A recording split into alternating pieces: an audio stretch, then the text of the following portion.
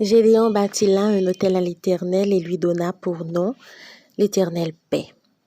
Juge 6, verset 4. Chers jeunes, bonjour. C'est un plaisir de vous retrouver encore ce matin. Nous allons débuter avec la méditation quotidienne. Le Seigneur est paix. Josué, le grand chef, était mort.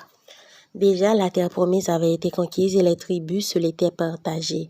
En s'installant sur ces terres, le peuple avait oublié Dieu et son engagement envers lui. La nation entrait dans une période d'anarchie spirituelle et politique. Il n'y avait pas d'unité nationale, aucun gouvernement central, ni de culte unifié.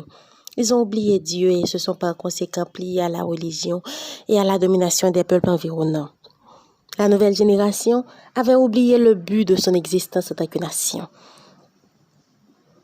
En se livrant à l'idolâtrie, ils ont perdu la paix, la prospérité et la liberté achetées au prix du sang de leur père versé dans des batailles sanglantes. Chacun faisait ce qu'il voulait. Il y avait une chaîne intermittente de libération et d'apostasie. Le prix à payer était grand. Perte de la paix personnelle, familiale, sociale et même matérielle, subissant une régression inhabituelle car les nations environnantes les attaquaient, les maltraitaient et les dépouillaient et commençaient à perdre le territoire conquis. C'est dans ce cadre que l'ange du Seigneur est apparu à Gédéon et lui a offert la délivrance. Ce qui, dans ce récit, attire mon attention est qu'une fois que Gédéon a obtenu l'assurance de la promesse divine, il a érigé un autel et lui a donné pour nom l'Éternel paix. En nommant l'autel ainsi, Gédéon a exprimé le plus profond besoin de la nation, paix, sécurité, stabilité. En hébreu, le mot paix est shalom.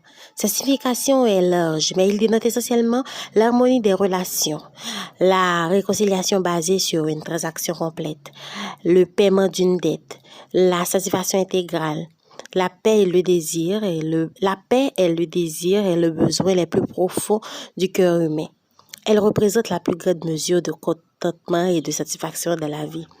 Les nombreuses significations de ce mot indiquent que toute bénédiction temporelle et spirituelle est incluse dans la restauration de l'homme à l'état de paix perdu en Éden à cause du péché. Le Seigneur est la source parfaite de paix pour l'humanité. Il est la paix. Et Dieu lui-même te dit aujourd'hui, si ton cœur cherche la paix, viens à moi, tu le trouveras. Nous allons prier. Tendre Père, merci de nous rappeler aujourd'hui que c'est toi qui es la paix. Dans un monde si bouleversé, nous avons besoin de toi. Nous avons besoin de ta paix. Nous avons besoin de ta présence. Merci de nous faire savoir que la seule paix que l'on puisse trouver sur cette terre, elle vient de toi.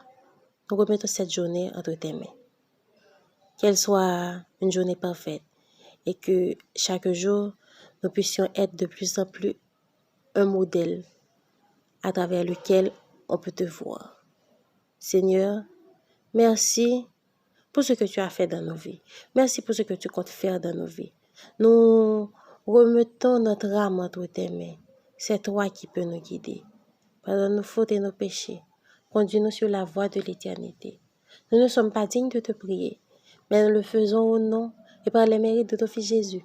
À lui soit la gloire, la puissance, la magnificence dès aujourd'hui et pour toute l'éternité.